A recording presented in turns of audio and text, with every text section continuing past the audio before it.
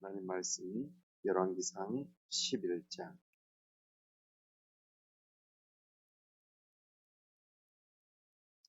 하나님 말씀입니다. 열왕기상 11장 9절에서 13절 말씀 교독합니다. 솔로몬이 마음을 돌려 이스라엘의 하나님 여호와를 떠나므로 여호와께서 그에게 진노하시니라.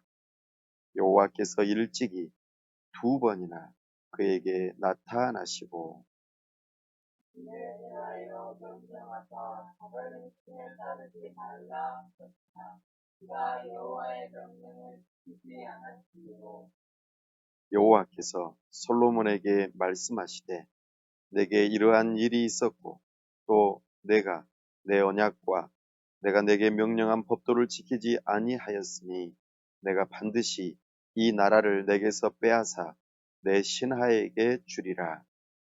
그러나 내 아버지 다윗을 위하여 내 세대에는 이 일을 행하지 아니하고 내 아들의 손에서 빼앗으려니와 다 함께요. 오직 내가 이 나라를 다 빼앗지 아니하고 내 종 다윗과 내가 택한 예루살렘을 위하여 한 지파를 내 아들에게 주리라 하셨더라. 아멘. 함께 기도하겠습니다. 하나님 아버지 은혜와 사랑을 감사합니다. 복되고 거룩한 주일 하나님 앞에 나아왔습니다. 이 시간 영광 가운데 임재하여 주옵소서. 하나님의 영광을 밝히 드러내 주옵소서. 하나님께서 우리와 함께 하시지 아니하면 우리의 예배가 헛되며 아무 소용없으며 우리의 기도가 허공을 치는 소리일 뿐임을 잘 압니다.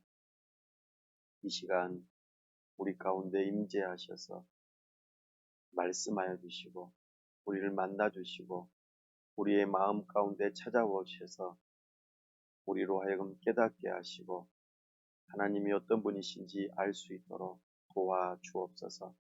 성령 하나님, 우리의 눈과 귀를 열어 주옵소서. 우리가 하나님의 영광 보기를 원합니다. 하나님 말씀 듣기를 사모합니다. 우리 하나님께서 이 시간 함께 하시고 은혜 베풀어 주시옵소서.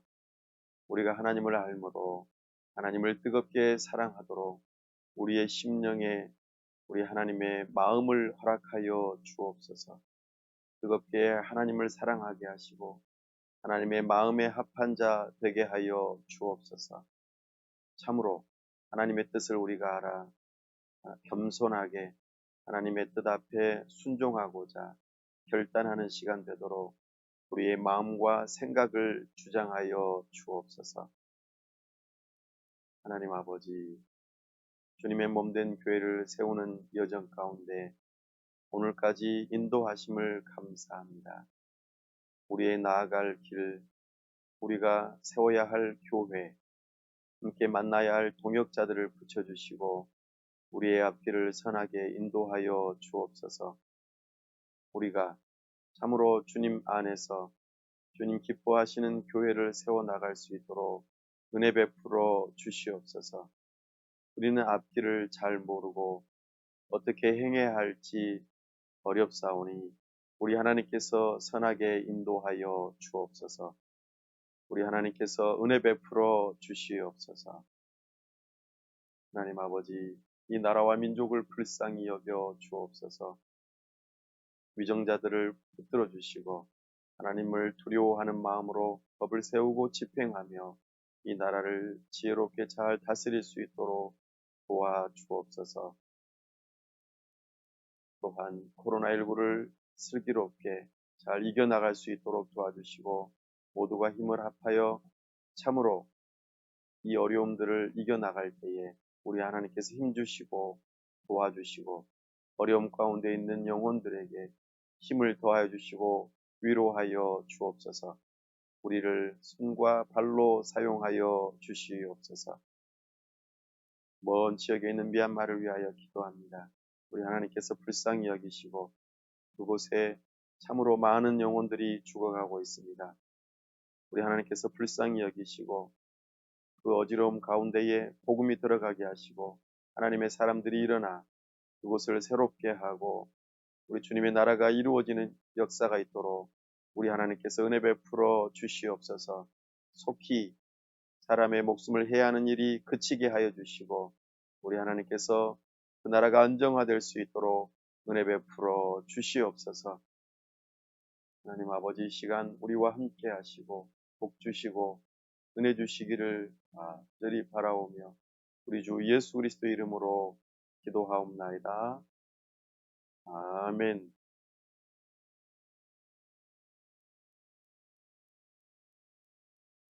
걸어서 성경 속으로 오늘은 성경여행 18번째 시간입니다. 열왕기상을 중심으로 다윗 언약 세 번째를 살펴보겠습니다. 성경을 통일성 있게 살펴보려면 한 가지 주제, 하나님 나라의 역사라고 하는 것을 따라서 함께 읽어갈 때에 우리는 성경이 각각 다른 이야기를 하고 있는 것이 아니라 하나의 이야기를 하고 있음을 우리로 하여금 알게 합니다. 그러면서도 하나님께서 각 권별로 주셨던 고유한 그 메시지들을 우리는 또한 살펴보면서 우리는 통일되게 또한 독특하게 우리는 하나님을 알아가고 하나님께서 어떻게 하나님의 나라를 이루어 가시는지를 살펴보게 됩니다. 특별히 오늘은 열왕기상을 중심으로 우리가 함께 살펴보겠습니다. 하나님 나라의 역사, 그 가운데서 역사를 먼저 잠깐 살펴보겠습니다. 우리는 지금 다윗 시대라고 하는 그 시대를 우리가 살펴보는데 BC 1000년에서 500년 사이에 해당되는 시기입니다. 오늘 우리가 살펴보는 열왕기상에서는 이 부분에 대해서 좀 더 구체적으로 연도를 알려줍니다. 열왕기상 6장 1절에 솔로몬이 재위한 지 4년이 되었다라고 표현하고 그 4년이 되는 시기가 우리 조상들이 출애굽한 지 480년이 지났다라고 기록하고 있습니다. 그로 인하여 지금 이 열왕기상이 흘러가는 시간이 언제쯤인지 알 수 있게 합니다. 이렇게 우리가 살고 있는 이 역사 가운데서 열왕기상이 펼쳐지고 있는 시기가 언제쯤인지 우리로 하여금 알게 합니다. 그런데 재미있는 것은 이 열왕기상하는 우리가 방금 살펴보았던 그 시기에 기록된 것이 아니고 이스라엘 백성이 포로로 붙잡혀 간 그때에 포로기에 작성되었다라는 것이 일반적인 관점입니다. 모든 이스라엘의 왕들이 왕조가 다 지나가고 멸망하고 포로로 붙잡혀간 그 시기에 이것이 기록되었다는 것이죠. 그렇다면 사뭇 의미가 있을 것입니다. 왜 이것을 기록했을까? 이것이 오늘 우리가 살펴볼 주된 관점입니다. 이것이 하나님 나라의 역사에 있어서 우리에게 열왕기상이 흘러가는 그 시간표임을 기억하고 오늘 성경을 좀 더 살펴보겠습니다. 하나님께서는 하나님 나라의 역사를 언약을 선포하시고 그것을 성취하는 일들로 하나님의 나라를 계속해서 이루어가고 있음을 우리는 계속해서 살펴보고 있습니다. 창조 언약, 아담 언약, 노아 언약, 아브라함 언약, 모세 언약, 그리고 다윗 언약. 이 모든 언약들이 하나님의 뜻 가운데 선포되어졌고 그 언약들이 계속해서 시간을 두고 성취되어 가고 또 오늘 우리가 살펴볼 열왕기상에서도 성취되며 또한 그 일들이 계속 반복되어지고 또 나아가 발전되어지는 모습으로 우리에게 계시하고 있습니다. 그러니 성경의 가장 핵심이 되는 그 관점이 하나가 있다면 언약입니다. 그래서 성경을 읽어갈 때마다 하나님께서 선포하셨던 언약이 무엇이고 그 언약이 어떤 방식으로 하나님 나라의 백성들 가운데 펼쳐지고 이루어지는지를 살펴본다면 우리는 통일성 있게 성경을 살펴볼 수 있는 것이죠. 우리는 다윗 언약 하면은 가장 중요하게 떠올리셔야 될 몇 가지 단어가 있습니다. 첫 번째는 왕조입니다. 두 번째는 성전입니다. 그리고 이것과 연결되어져서 메시아 왕국이 영원히 이루어질 것이다 하는 것이죠. 이것이 다윗 언약의 핵심이었고 이것들이 오늘 열왕기상에서는 어떻게 펼쳐지는지 좀 더 살펴보겠습니다. 뿐만 아니라 아브라함 언약, 모세 언약이 어떤 식으로 적용되어지는지도 우리는 살펴볼 것입니다. 우리는 이런 것들을 잘 기억하고 성경을 살펴보면 좋겠습니다. 오늘 우리가 살펴볼 열왕기상, 사실 이거는 열왕기 하와 하나로 이루어져 있는 성경입니다. 지난번 사무엘하도 하나로 이루어져 있는데 분량이 많다 보니까 둘로 나누어졌다고 말씀드렸습니다. 이 열왕기 상과 하도 마찬가지입니다. 원래 하나로 이루어져 있는데 이것을 70인경 이렇게 헬라어로 번역하는 과정에서 양이 불어나고 그래서 적절하게 또 나누어서 이렇게 우리에게 전해져 오고 있습니다. 이것을 기억하면서 열왕기 상하는 원래 하나로 이루어져 있다. 이것을 기억하고 전체적인 구조와 주제를 살펴볼 수 있으면 좋겠습니다.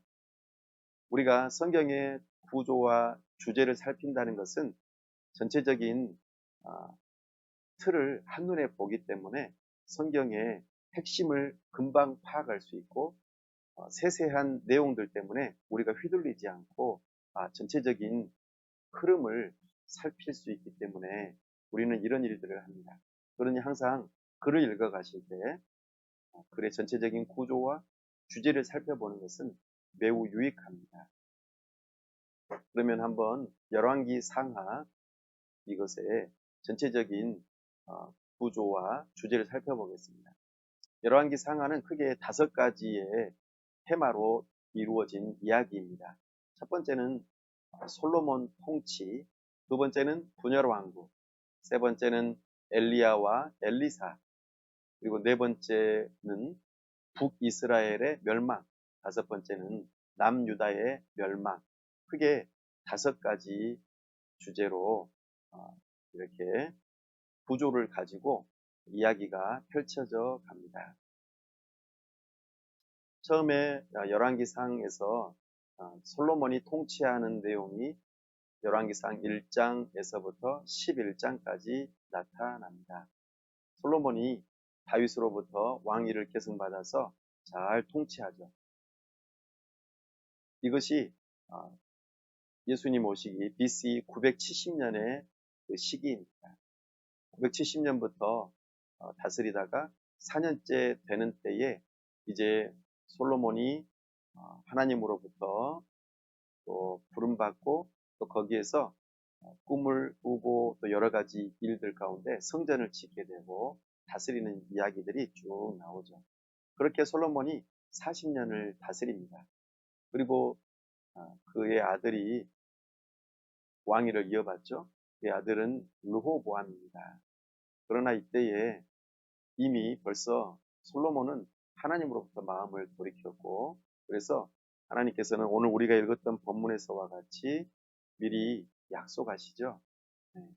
내 신하로부터 내 나라를 분열시키겠다.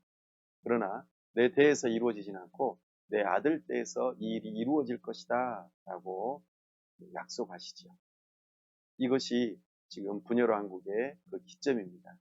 그래서 북이스라엘과 남유다라고 하는 형태로 나라가 둘로 분열됩니다. 참으로 남쪽에 한 지파만 남고 나머지 지파들은 전부 다 북쪽 이스라엘로 연합되어지는 이런 일들이 발생하죠. 이 사건이 열왕기상 12장에서 16장 사이에 자세하게 나타납니다. 이것이 두 번째 구조에 해당됩니다. 세 번째는 이제 열왕기상에서 주로 다루고 있는 내용인데요. 북이스라엘의 여러 왕들을 쭉 소개합니다. 그 중에서도 북이스라엘의 대표적인 왕 아합 왕이 많이 등장합니다. 이때에 함께 사역했던 활동했던 선지자가 한 사람이 있는데요. 바로 엘리야입니다. 엘리야가 열왕기상 끝까지 계속해서 나타납니다. 그러다가 열왕기 하에서 이제 엘리야가 불병거를 타고 하늘로 올라가면서 그의 수제자인 엘리사에게 이 사역을 넘겨줍니다. 그렇게 열왕기 하가 이제 시작되어지고 발전되어집니다. 계속해서 그렇게 열왕기 상에서부터 시작해서 열왕기 하로 쭉 이어지는 과정 가운데에서 이제 세 번째 구조가 펼쳐집니다. 열왕기상 17장에서 22장, 또 열왕기 하 1장에서 13장까지가 엘리사에 대한 내용이 쭉 펼쳐집니다. 이렇게 북이스라엘 이야기가 쭉 나오다가 열왕기하 14장에서 17장까지 그 사이에 북이스라엘이 멸망하는 사건이 등장합니다. 그래서 열왕기하 17장은 굉장히 중요한 장입니다.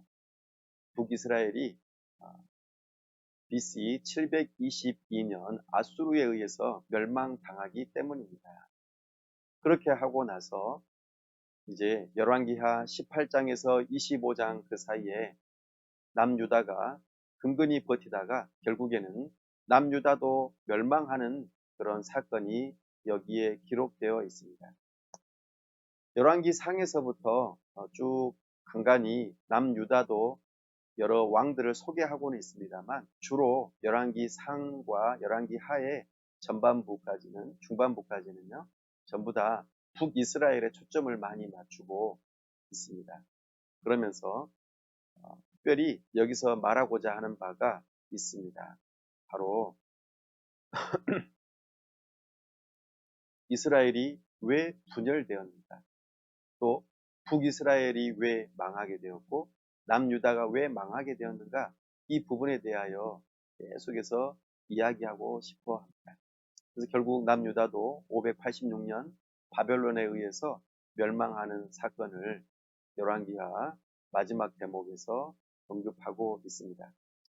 궁극적으로 이 구조는 마치 좀 물고기처럼 보이시나요? 네, 물고기처럼 보이는 구조로 좀 만들어 보았는데 크게 열왕기상하는 5가지의 구조로 좀 구분해 볼 수 있고 물고기 그림처럼 보여지는 가운데에 특별히 여기서 말하고자 하는 주제는 이것입니다. 이스라엘 왕국의 분열과 멸망. 이스라엘이 왜 분열하고 왜 망하게 되었는가? 이것에 대해서 교훈을 주고자 합니다. 그래서 이 열왕기 상하가 포로기에 기록되었다는 것이죠. 그래서 포로로 붙잡혀가 있는 이스라엘 백성들이 우리는 왜 우리나라에서 살지 않고 이 이방 땅 외국에서 살고 있는가? 그것도 포로의 신분을 가지고 이렇게 살아가고 있는가? 그 정체성을 분명히 하기 위해서 이 열왕기 상하가 기록되었다 하는 것이죠. 우리는 이 구조와 주제를 기억하면서 열왕기 상하를 살펴보면 우리가 좀 더 분명하게 알 수 있습니다. 우리는 열왕기 상하를 읽어갈 때에 가장 어려운 부분이 무엇이냐면 굉장히 복잡한 것처럼 여겨집니다.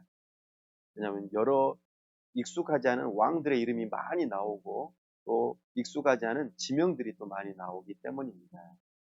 그러나 기억하십시오. 열왕기 상하의 대부분의 경우는요. 북이스라엘에 초점을 많이 맞추고 있다는 거 하나 기억하시고 또 하나는 왜 분열 왕국이 펼쳐지게 되었는가 이 부분에 대해서 강력하게 메시지를 주고 있음을 기억한다면 우리는 열왕기 상하를 어렵지 않게 읽어가실 수 있을 것입니다. 자, 이 구조와 주제를 따라서 이제 하나님 나라에 대한 3가지 중요한 요소를 따라서 열왕기 상만을 오늘은 좀 더 살펴보도록 하겠습니다. 하나님 나라의 중요한 요소 가운데 하나인 영토입니다. 영토는 바뀌지 않았습니다. 솔로몬이 오히려 더 다윗에 이어서 더 확장시키고 견고하게 해서 참으로 나라가 든든하게 세워지는 그런 역사가 있었는데요. 특별히 열왕기 상의 핵심이 되는 장소는 딱 한 군데입니다. 예루살렘입니다. 예루살렘을 중심으로 모든 이야기가 펼쳐져 갑니다. 물론 분열 왕국 때에는 북이스라엘을 초점을 많이 맞추다 보니까 북이스라엘의 수도가 되는 사마리아를 중심으로 이야기가 펼쳐져 가는 것도 있긴 합니다. 그러나 좀 주목해 볼 그 장소는 예루살렘이고 또 북이스라엘의 사마리아라고 하는 곳을 기억해 보시면 좋겠습니다. 예루살렘, 우리가 다윗을 통하여 시온이라고 불려졌던 그 장소, 여기는 왕이 다스리는 왕궁이 있는 곳일 뿐만 아니라 하나님의 성전이 있는 곳이라 하는 것을 주목하고 살펴볼 필요가 있겠습니다. 그래서 하나님 나라의 가장 핵심이 되는 장소는 다름이 아닌 성전이 있는 곳이지요. 여기 보시는 그림을 우리가 살펴보면은 전에 우리가 성막을 살펴보았던 것과 좀 구별되어지게 이제는 솔로몬 성전을 이렇게 입체적으로 보여주면서도 잘라가지고 단면도로 보여주는 것을 볼 수가 있습니다.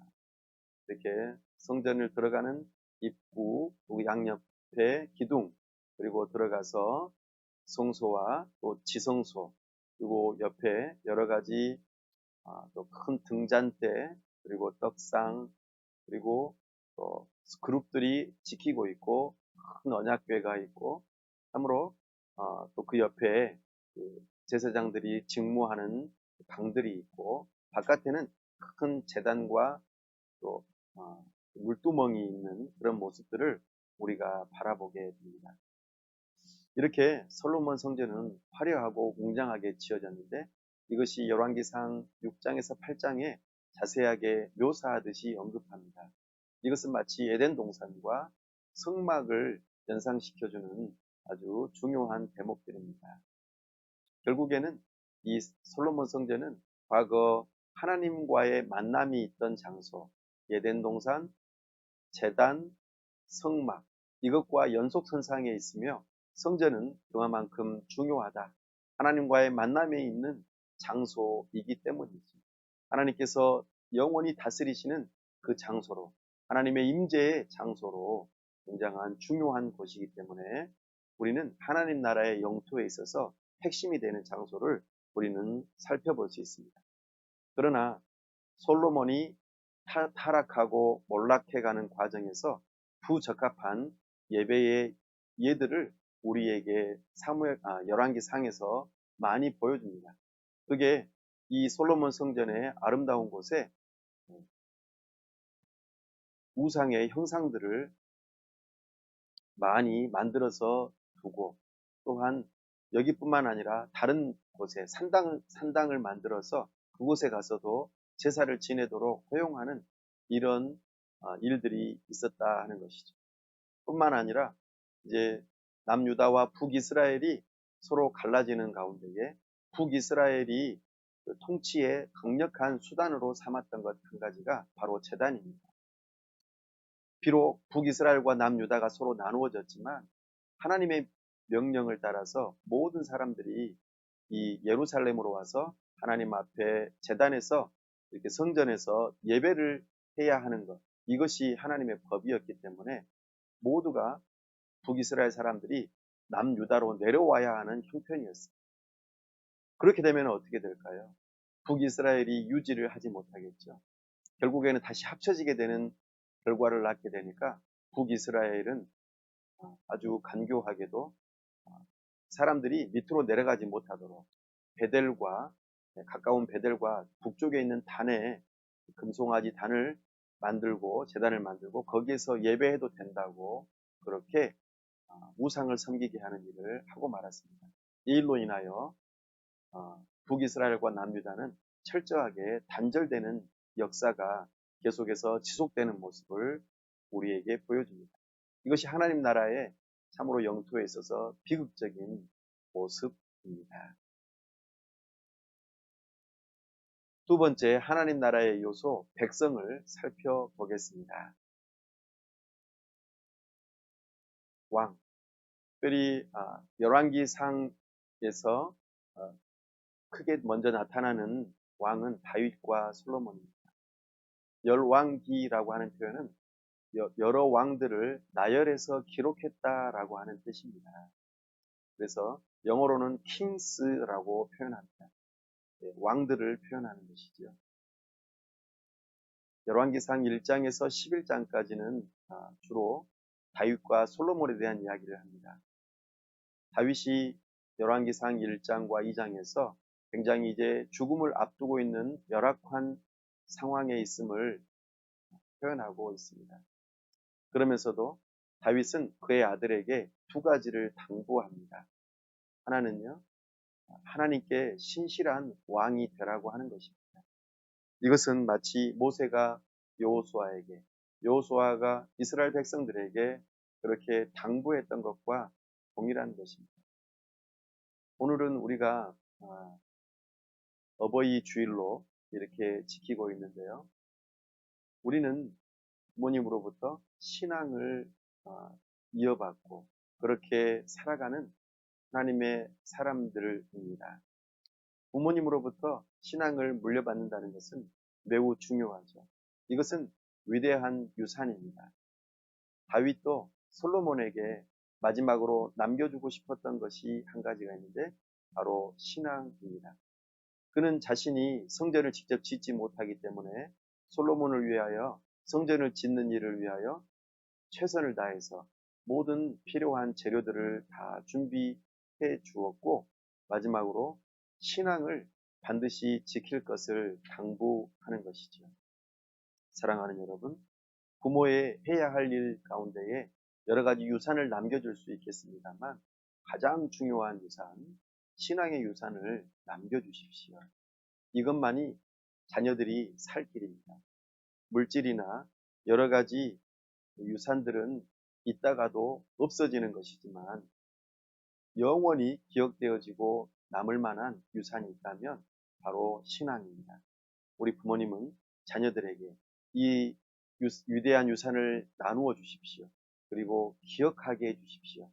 우리 자녀들은 그 어떠한 유산보다도 신앙의 유산을 물려받고 그래서 하나님을 경외하고 부모님을 사랑하고 또 이웃을 사랑하는 이 삶을 살아가고자 애쓰는 우리 부모와 자녀, 가정이 될 수 있기를 바랍니다.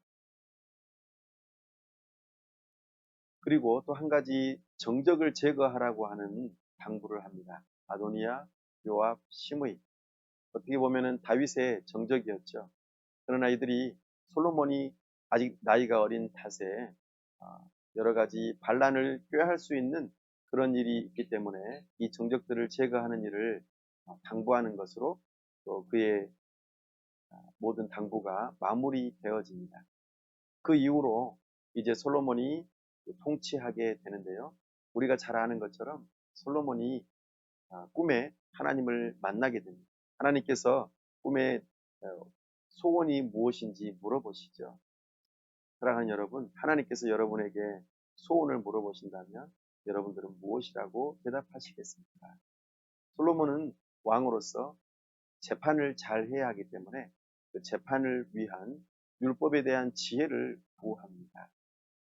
그래서 하나님께서는 솔로몬이 구하지 아니하는 여러 가지 것들을 더해서 주시는 것을 우리는 성경을 통하여 살펴보게 됩니다. 그리고 그것에 대한 일예로 솔로몬의 재판이라고 하는 유명한 재판이 우리에게 소개되어집니다. 궁금하시면 열왕기상 3, 4장을 읽어보십시오. 그러면은 아주 놀라운 재판이 거기에 담겨 있습니다. 그리고 난 다음에 솔로몬은 하나님께서 다윗에게 언약하셨던 그 언약대로 이제 다윗의 아들인 솔로몬이 성전을 짓는 일을 준비하고 또 실제로 건축하는 모습을 우리에게 보여줍니다. 이 열왕기상 5장에서 8장 사이에서 성전을 건축하는 모습을 통하여 하나님께서 다윗에게 언약하셨던 그 언약이 성취되어져 가는 모습을 우리는 발견합니다. 하나님께서는 언약을 신실하게 지켜가십니다. 그 일들을 사람을 통하여 일들을 이루어 가시는 것 또한 우리가 여기서 바라보게 됩니다. 그런데요, 반전이 있습니다. 솔로몬이 이렇게 승승장구하고 잘 나가다가 이제 몰락하는 모습을 우리에게 보여줍니다. 참으로 안타까운 일입니다. 그 일에 이제 11장에서 거의 마지막 대목에서 이 부분이 우리에게 다가오는 내용입니다. 오늘 우리가 읽었던 본문에서 보면은요, 9절 말씀 함께 다시 한번 읽어볼까요? 시작. 솔로몬이 마음을 돌려 이스라엘의 하나님 여호와를 떠나므로 여호와께서 그에게 진노하시니라. 여호와께서 일찍이 두 번이나 그에게 나타나시고.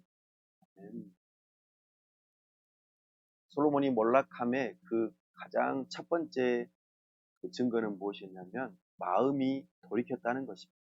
마음이 돌이켜 떠나갔다. 마음이 없으면 몸도 떠나갑니다. 참으로 또한 몸이 떠나가면 마음도 떠나가게 되어 있습니다. 솔로몬은 하나님으로부터 점점 멀어져 갔습니다. 그 첫 마음을 잃어버리고 마음이 반으로 쪼개져서 하나님이 아닌 다른 것으로 향했다 말합니다. 솔로몬은 참으로 하나님께서 금하셨던 여러 가지 것들에 마음이 빼앗기고 말았습니다. 모세율법에 신명기 17장 말씀 기억하십니까? 왕은 국방력에 마음을 많이 쏟지 말고 또한 여인에게 마음을 많이 쏟지 말고 또한 돈을 많이 모으는 일에 마음을 쏟지 말라고 했던 그 경고를 무시하고 철저하게 더 말을 많이 얻기 위해서 애국과 교역을 하고 그리고 글쎄 여기 성경에서 나온 바대로는 후궁이 700명이요 첩이 300명 총 1000명이나 되는 부인을 거느렸다 하는 것입니다. 그들의 마음을 만족시켜주기 위해서 그들이 원하는 그들이 들여온 우상을 그대로 두고 섬기도록 했던 그 일들 그것을 장려하는 일까지 발생하므로 점점 더 솔로몬이 하나님으로부터 멀어져 가고 그리고 이 일들은 정략 결혼 그러니까 다른 나라들과 정략적으로 결혼하여서 그들의 마음을 사고 그들을 서로 의지하는 그런 차원에서 이런 일들이 있었고 그 일로 인하여 여러 부인들을 두게 되었고 뿐만 아니라 많은 재물을 모아서 모든 것들을 기본적으로 금으로 사용하는 그런 아주 부유함의 상징이 또 솔로몬이라 할 수 있겠습니다.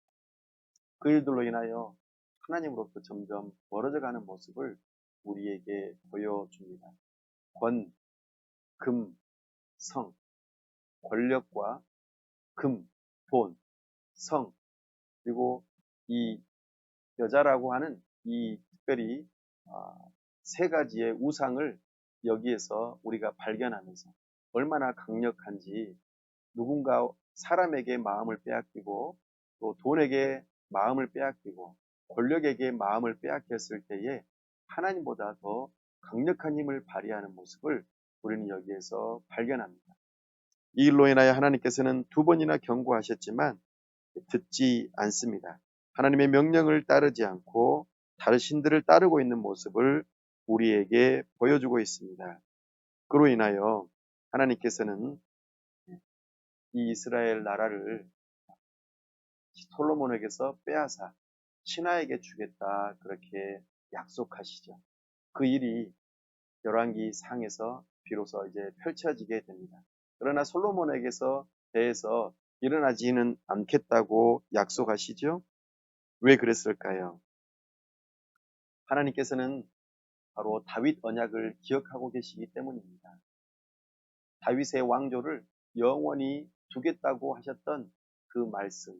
그래서 다윗 그리고 솔로몬의 때에는 이 일을 이루지 아니하시고 그의 아들 르호보암에 대해서 이 일들을 이루시겠다 이렇게 약속하시죠. 그 일이 이제 실제로 이루어집니다. 왕국의 분열이 일어나게 되죠. 이게 남유다와 북이스라엘 왕국에 생겨나는 또 분열되는 그런 과정입니다. 르호보암은 솔로몬의 아들로서 참으로 안타깝게도 솔로몬의 길을 따르는 모습을 보여줍니다. 사람들에게 참으로 그 강제징용 그리고 무거운 세금을 물리는 일을 벗겨줘야 되는데 오히려 더 강력하게 징수함으로 참으로 솔로몬보다도 더 강력한 악한 왕으로 등장합니다. 이 일로 인하여 하나님께서 붙이시는 여러 사람들을 통하여 반역이 꾀해지고 그 중에서도 여로보암을 통하여서 북이스라엘로 나누어지는 역사가 있게 되죠. 이 일들이 열왕기상 12장, 13장에서 나타납니다. 그리고 14장에서는 여로보암과 르호보암이 이제 죽게 되는 그 과정들을 소개하고 있죠. 그리고 열왕기상 15장과 16장은 남유다의 왕조 몇 명과 북이스라엘의 왕조 몇 명을 그렇게 살펴보게 합니다. 근데 하나님께서 참으로 감사하게도 다윗 언약을 지키고 계시므로 남유다는 다윗의 왕조가 바뀌지 않습니다. 다윗의 혈통을 따라서 계속해서 왕조가 이어지게 됩니다.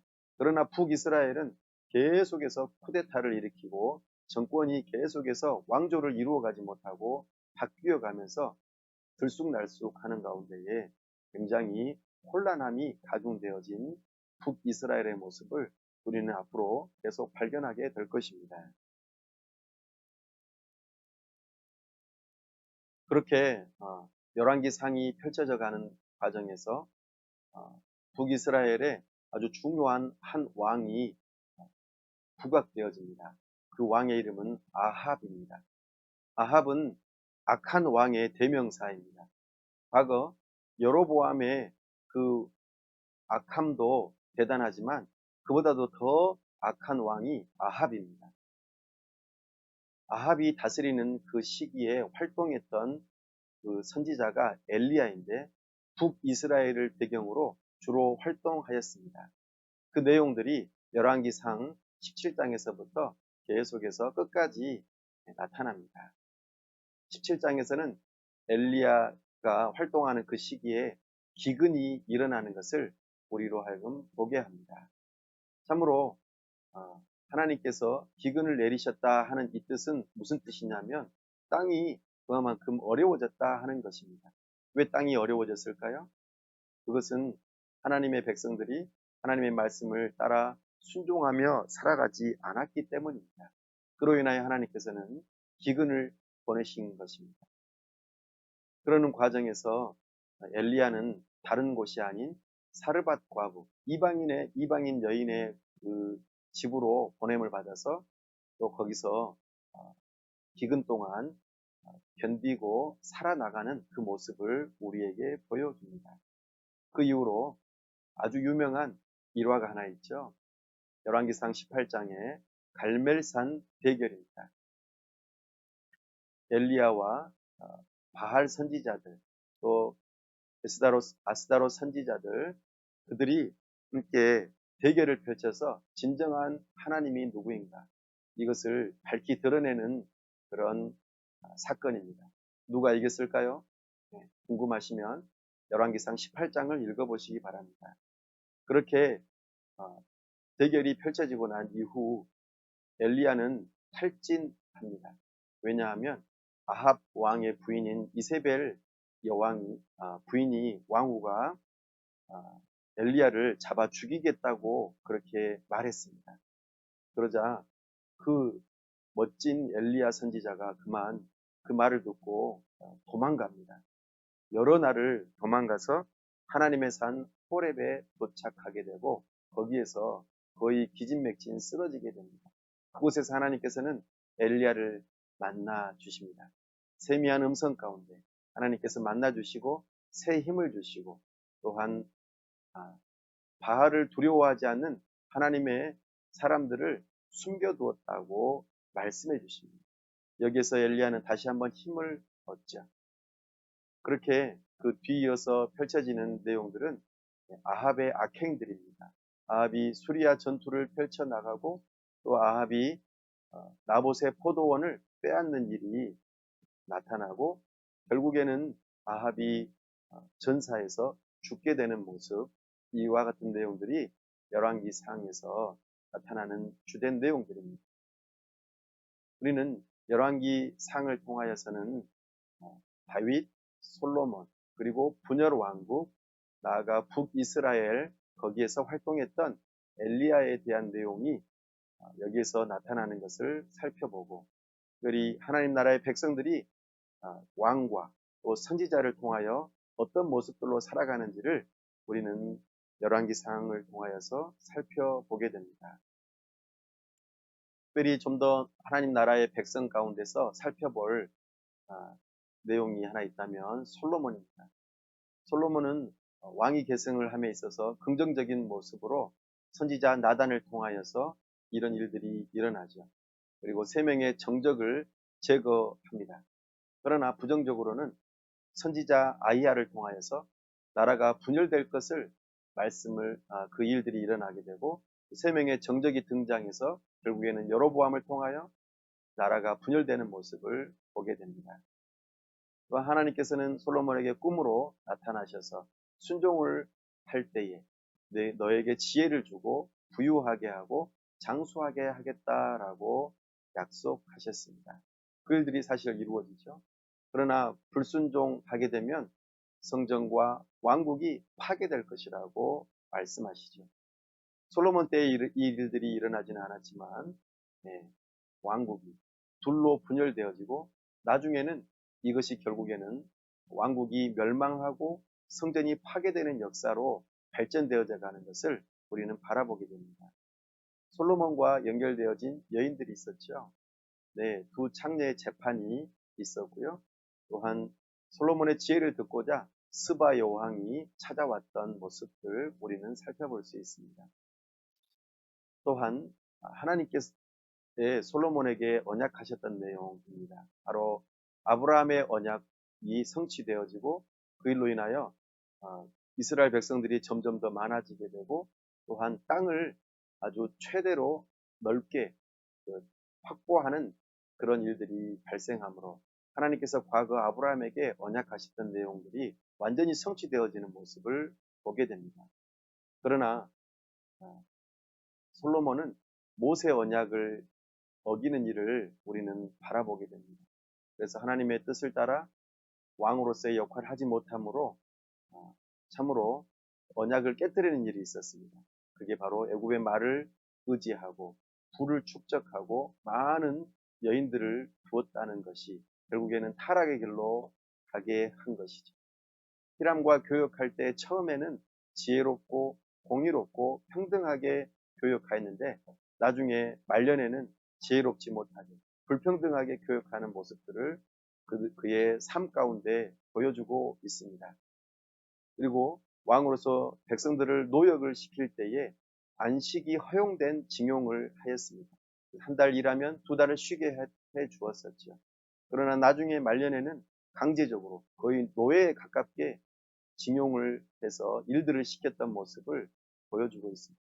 참으로 하나님에게서 마음이 떠난 이 왕의 모습은 점차적으로 정말 강포한 그런 모습, 참으로 믿고 따라야 할 왕의 모습이 아닌 모습으로 우리에게 보여주고 있습니다. 솔로몬은 처음에는 하나님을 사랑하고, 그래서 성전을 건축하고 참으로 하나님의 약속의 말씀에 따라서 순종하며 살았었는데, 갈수록 그의 마음이 변심되어져서 산당을 건축하고 이방신을 사랑하고, 그로 인하여 심판의 말씀을 듣고 그렇게 아주 비극적인 삶을 살아가는 모습을 우리에게 보여줍니다. 우리는 하나님 나라의 백성으로서 어떤 삶을 살아야 할지를 다시 한번 깨달아야 할 것입니다. 이것이 우리가 솔로몬을 통하여 교훈을 받게 되는 하나님 나라의 백성의 삶입니다. 또 한 가지 더, 열왕기상에서 소개하고 있는 왕들입니다. 좀 익숙치 않지만 북이스라엘의 왕들과 남유다의 왕들이 쭉 나오는데요. 열왕기상에서는 9명의 북이스라엘의 왕들이 나타납니다. 여로보암, 나답, 바아사, 엘라, 시므리, 리브니, 오므리, 아합, 아하시야, 이렇게 열왕기상에서 9명의 왕이 나타납니다. 그리고 남유다의 왕들은 르호보암, 아비암, 아사, 이렇게 여호사밧까지 4명의 왕이 소개가 되어지고 있습니다. 이 왕들을 열왕기 상에서는 계속해서 평가를 합니다. 평가를 할 때의 기준은 하나님께만 경배를 하는 왕이었는가? 우상을 제대로 제거했는가? 그리고 하나님의 언약에 신실하게 반응하며 살았는가? 라고 하는 것입니다. 열왕기 상과 하를 통틀어서 각각 북이스라엘의 왕들 20명, 남유다의 왕들 20명을 소개하고 있는데 북이스라엘은 한 명도 좋은 왕이 없습니다. 그리고 다 나쁜 왕으로 평가되어집니다. 반면에 남유다의 왕들은 8명은 그래도 좋은 평가를 받고 12명은 나쁜 평가를 받습니다. 그래서 이렇게 북이스라엘의 왕들은 우리가 평가하기를 싫어요 라고 하는 것으로 전부 다 평가되어질 수 있고, 남유다의 왕들은요, 열왕기 상에서는 싫어요 하는 왕들도 있고 좋아요 하는 왕들도 있습니다. 그래서 두 가지가 서로 섞여 있는 왕들이 아사와 여호사밧입니다. 왜 이렇게 됐냐면은 하나님을 경배하는 그런 일들과 더불어 언약의 신실함은 있었지만 우상을 완전히 제거하지 않는 그런 모습들이 있었기 때문에 좋아요와 싫어요가 공존하는 왕들로 우리에게 소개되어지고 있습니다. 참으로 하나님으로부터 멀어지는 왕들은 싫어요로 계속해서 평가되어지며 우리가 왜 분열되어지고 여기 포로로 붙잡혀 왔는가를 상기시켜주는 내용이 가득 담겨 있습니다. 이제 하나님 나라의 세 번째 요소인 주권을 살펴보겠습니다. 주권은 여기서도 동일하게 다윗 언약이 동일하게 적용되어집니다. 다윗 언약은 은혜 언약이라고 했습니다. 고대 근동 왕의 선물의 형식을 취하고 있고요. 다윗과 그 후손을 향하여서 언약을 주었습니다. 그 증거로 성전이 건축되어지는 모습을 우리는 열왕기상에서 발견할 수 있습니다. 이 다윗 언약을 통하여 왕정이 시작되었다는 것을 우리는 기억하고 있습니다. 아담 시대 때부터 언약하셨던 것이 아브라함 시대, 모세 시대에 이르러 그리고 다윗에 이르기까지 이 언약이 신실하게 반복적으로 선포되어졌었고 그 일이 다윗을 통하여 그리고 솔로몬을 통하여 계속해서 이 언약이 신실하게 성취되고 있고 그 이후에 왕조들을 통하여서도 계속해서 이루어지고 있음을 우리에게 보여줍니다. 다윗 언약의 핵심이 되는 내용, 우리는 이것을 기억할 필요가 있습니다. 다윗 언약, 특별히 다윗 언약을 먼저 언급하기 전에 모세 언약을 잠깐 살펴보면서 우리는 교훈을 받아야겠습니다. 앞서 말씀드렸던 것과 같이 신명기 17장 말씀을 통하여 왕은 국방력, 재정, 또 후사를 낳는 그 일들을 위해서 여인들을 많이 취하는 이런 일들을 하지 말아라. 사람과 또 물질을 의지하지 말고 오직 하나님만을 겸손하게 의지하라고 명령하셨죠. 그래서 왕은 지키고 경작하는 다스리는 일들을 감당하도록 마음을 다하고 뜻을 다하고 힘을 다하여 하나님을 사랑하는 왕이 되라고 진정한 왕이신 하나님에게 위임받은 그 권위를 따라서 대리 통치자로서의 역할을 감당하라고 부름받은 것을 기억하라는 것입니다. 그러나 솔로몬은 이 일에 실패하고 말았습니다. 그 이후의 왕들 또한 여기에서 벗어날 수가 없습니다. 그럼에도 불구하고 하나님께서는 다윗 언약을 통하여 신실하게 지켜가고 있는 모습을 열왕기상에서 보여주고 계십니다. 두 가지입니다. 하나는 성전을 건축하게 하시겠다는 것이죠. 그리고 그 성전을 유지시켜 주시는 일들을 하셨습니다. 이 성전은 하나님의 임재의 약속입니다. 과거 에덴 동산, 방주, 제단, 성막 이 모든 것들이 연결되어지는 것입니다. 하나님께서 성전을 건축하게 하시고 거기에서 함께 하시겠다. 내가 너희의 진정한 왕이 되겠다. 내가 너희의 도움이 되겠다. 나를 의지해라. 너희들은 나의 통치를 받는 신정 정치가 이루어지는 이스라엘 백성이다 라고 말씀하시는 것이죠. 이 언약을 하나님께서는 신실하게 지켜가고 계십니다. 뿐만 아니라 왕조의 영원성에 대한 약속도 있었습니다. 아버지와 아들의 관계로 하나님께서 은혜로 그 일들을 베풀어 주시겠다고 하셨습니다. 그렇게 하나님께서는 다윗의 왕조들을 바로 멸망시키지 아니하시고 솔로몬의 실패에도 불구하고 르호보암의 실패에도 불구하고 계속해서 그 왕조를 유지시켜 가시는 모습을 열왕기 상에서 보여주십니다. 그리고 장차 그 왕조의 영원성에 해당되는 다윗의 자손 예수 그리스도를 보내주시기 위하여 그 일들을 계속해서 하고 계시는 모습을 우리에게 보여주십니다. 사랑하는 여러분, 하나님께서는 이 하나님 나라를 다스리는 이 주권적인 언약을 선포하시는 그 일들을 계속해서 신실하게 이루어 가시는 일에 있어서 한 직분자를 세우십니다. 그가 바로 선지자입니다. 선지자는 왕권 정치를 통해서 신정국가를 실현하는 방식으로 하나님께서 세우신 직분자입니다. 과거 모세는 이 선지자의 모형에 해당됩니다. 신명기 34장 10절에서 모세와 같은 선지자가 앞으로도 영원히 없을 것이라고 그렇게 말씀하시죠. 그리고 본격적인 선지자는 사무엘부터 시작되었습니다. 이 선지자의 역할은요, 왕을 세우기도 하고 폐하기도 하는 그런 역할을 감당하였습니다. 그리고 모세의 율법대로 왕이 살 수 있도록 지시하고 감독하고 감시하는 일들을 감당하였습니다. 특별히 선지자는 하나님의 메시지를 들어서 왕이 하나님의 말씀을 잘 따르면은 칭찬하지만 그렇지 않을 경우 하나님께서 심판하시겠다고 하는 메시지, 그리고 거기서 돌이키면은 구원하시겠다고 하는 메시지를 계속해서 전달하는 역할들을 감당하였습니다. 이것을 말로 전달하는 구두 선지자가 있었습니다.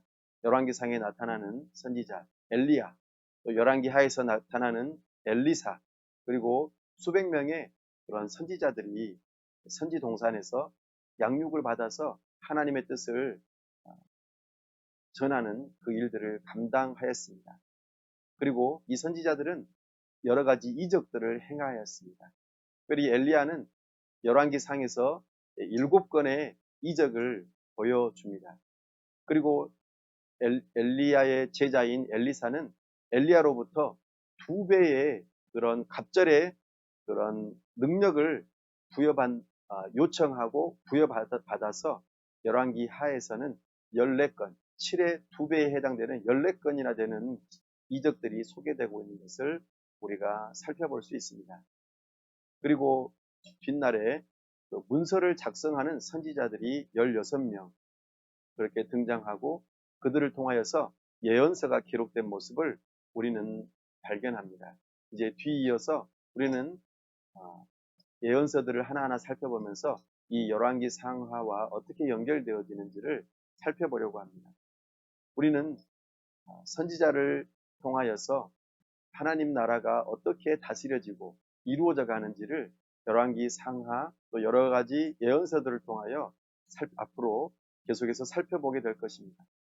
그러는 가운데 하나님께서는 신명기 말씀을 통하여 18장 15절에서 하나님께서 특별히 이스라엘 가운데 선지자 한 사람을 약속하셨습니다. 그 선지자는 굉장히 중요한 선지자인데 바로 예수 그리스도입니다. 예수 그리스도를 이 땅에 보내셔서 참으로 메시아로서 하나님 나라와 하나님에 대하여 선포하고 가르치는 일, 그래서 많은 사람들을 하나님께로 이끄는 그 역할로 예수님을 보내주시겠다고 약속하시는 내용이 우리에게 나타납니다. 이것이 바로 복음입니다.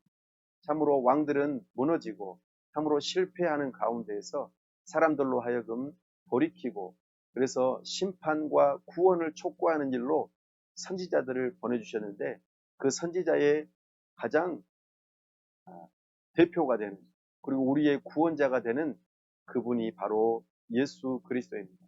예수님께서는 참으로 하나님 나라의 심판과 구원의 메시지를 이 땅에 오셔서 선포하셨습니다. 참으로 하나님의 말씀을 따라 순종하지 않는 자들에게는 지옥 형벌을. 그러나 돌이켜 예수 그리스도를 믿는 믿음으로 하나님께로 나아오는 자들에게는 구원의 메시지를 선포하셨던 그 예수 그리스도, 우리에게 진정한 선지자로 오셨던 그 예수 그리스도께서 우리의 복음이 되십니다. 우리에게 참으로 하나님 말씀으로부터 멀어지고 떠나갔던 그 사람들로 하여금 심판을 메시지를 주시고 거기서 돌이켜 우리에게 구원의 메시지를 선포하셨던 그 선지자이신 예수 그리스도, 그분만이 우리에게 주시는 복음입니다. 그 복음을 붙들고 나아갈 때에 우리는 참된 구원을 얻을 수 있습니다. 사랑하는 여러분, 우리는 하나님의 법으로부터 멀리 떠나가고 마음을 돌이켰던 그곳에서 다시 돌이키셔야 합니다. 회개하셔야 합니다. 그렇지 않다면 우리는 지옥의 길로 갈 수밖에 없습니다. 영원히 하나님으로부터 형벌을 받을 수밖에 없습니다. 이것이 참된 하나님의 선지자의 메시지입니다. 거기로부터 돌이킬 때에 우리에게는 구원, 복음의 메시지가 있습니다. 우리의 죄를 하나님 앞에 낱낱이 고하는 그 일들을 할 때에 참으로 우리 하나님께서는 예수 그리스도의 보혈로 우리의 모든 죄를 씻어주시는 복음을 선포하십니다. 뿐만 아니라 우리는 잘못된 삶을 살아가지만 우리 주 예수 그리스도의 의로운 삶을 우리의 것으로 전가시켜 주시겠다는 복음의 메시지를 우리에게 주시고 계십니다. 이 선지자의 말씀을 우리는 들어야 합니다. 이 선지자는 유일하게 딱 한 분, 우리 주 예수 그리스도입니다. 과거 모세부터 신약의 세례 요한까지 선지자의 역할을 감당하였지만 진정한 선지자는 우리 주 예수 그리스도입니다. 이 선지자가 진짜 선지자인지 가짜 선지자인지 분별하는 방법도 우리 주님께서는 알려주셨습니다. 신명기 18장 22절 말씀에서 선지자의 선포한 말씀이 그대로 성취된다면 그는 진정한 하나님으로부터 보냄받은 선지자라는 것입니다.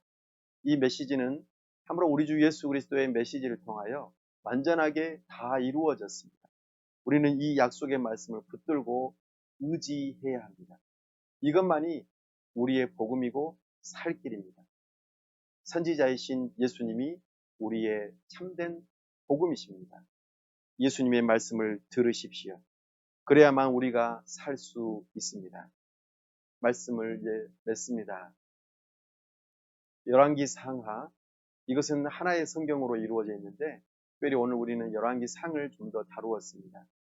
이것의 주된 내용은 이스라엘 왕조의 분열과 멸망입니다. 멸망의 원인을 알 수 있도록 포로기에 기록된 성경입니다. 특별히 하나님께서 왕궁에 성전을 두어 대리 통치자를 두시고 그 왕을 통하여 이스라엘 나라를 다스리게 하셨습니다. 그러나 특별히 열왕기상에서는 솔로몬이 통치하는 것과 더불어 몰락하는 내용이 나타났습니다. 그럼에도 불구하고 하나님께서는 아브라함과 다윗의 언약을 신실하게 지켜가시며 왕조와 성전을 유지해 가시는 모습을 우리에게 보여주십니다. 또한 그 왕조가 유지될 수 있도록 하나님의 뜻으로 돌이킬 수 있도록 선지자를 세우시고 선지자를 통하여 하나님의 메시지를 선포하게 하셨습니다. 너희가 계속 이대로 가다가는 망한다. 무엇에 근거해서요? 모세 언약에 근거해서입니다. 과거에 이스라엘 백성들이 가나안 땅에 들어갈 수 있었던 것은 가나안의 7 족속이 하나님의 법으로부터 멀어져서 참으로 극악무도한 삶을 살아가기 때문에 그들을 그 땅에서 쫓아내고 그 땅이 쉴 수 있도록 하게 하신 것입니다. 그런데 이 말씀이 이스라엘 백성들에게도 선포되어졌는데 이스라엘 백성들은 아둔하게도 그 과거 가나안 7 족속의 그 나쁜 절차를 똑같이 밟고 있다는 것입니다. 하나님의 법으로부터 멀어져 가고 땅에 많은 불의한 피가 흘려지고 참으로 불의가 행해지는 그 일들로 인하여 왕국의 분열이 일어나고 결국에는 망하는 길로 그리고 그 땅에서 쫓겨나가 그 땅이 안식을 얻게 되고 이스라엘 백성들은 포로로 붙잡혀가는 그 모세 언약이 성취되어져 가는 그 과정으로 치닫고 있음을 열왕기 상하는 우리에게 보여줍니다. 그러면서 우리에게 정말 완전한 참된 선지자와 또 왕을 소망하고 바라보도록 우리에게 소망을 주는 그 성경이 열왕기 상하입니다. 이것을 우리는 기억하고 열왕기 상하를 통하여 우리의 참된 선지자와 왕을 소망하고 바라보고 믿는 믿음의 사람들이 다 될 수 있기를 간절히 바랍니다. 시간 말씀을 듣고 함께 기도하기로 하나님께서는 다윗 언약에 신실하게 참으로 성전을 짓게 하시고 그 가운데 영광 가운데 임재하시며 왕조를 유지시키시고 아버지와 아들의 관계를 계속해서 유지시키시며 참으로 우리와의 그 관계를 끊어버리지 아니하시고 우리를 붙들고 계시는 그 하나님, 또한 잘못된 길로 가는 자녀들을 그대로 내버려 두지 아니하고 올바른 길로 책망하며 이끄시는 그 아버지 하나님의 그 은혜와 사랑을 바라보고 참으로 우리가 어떻게 행해야 할지 주님의 음성을 듣습니다. 이 시간 함께 결단하며 하나님의 뜻을 따라 순종하며 참으로 우리를 일깨워 주시는 참된 선지자, 우리를 영원히 다스리시는 왕이신 예수 그리스도의 그 복음을 듣고 따라가는 삶이 되게 해달라고 시간 함께 기도합시다. 아버지 하나님, 은혜와 사랑을 감사합니다. 참으로 열왕기 상하 말씀을 통하여 우리가 교훈을 받습니다. 왕국이 분열되고 멸망하는 근본적인 이유가 하나님으로부터 마음이 떠나가고 하나님의 법으로부터 멀어졌기 때문이고 우상을 섬기고 참으로 하나님 말씀대로 순종하지 않았던 것임을 바라보게 됩니다.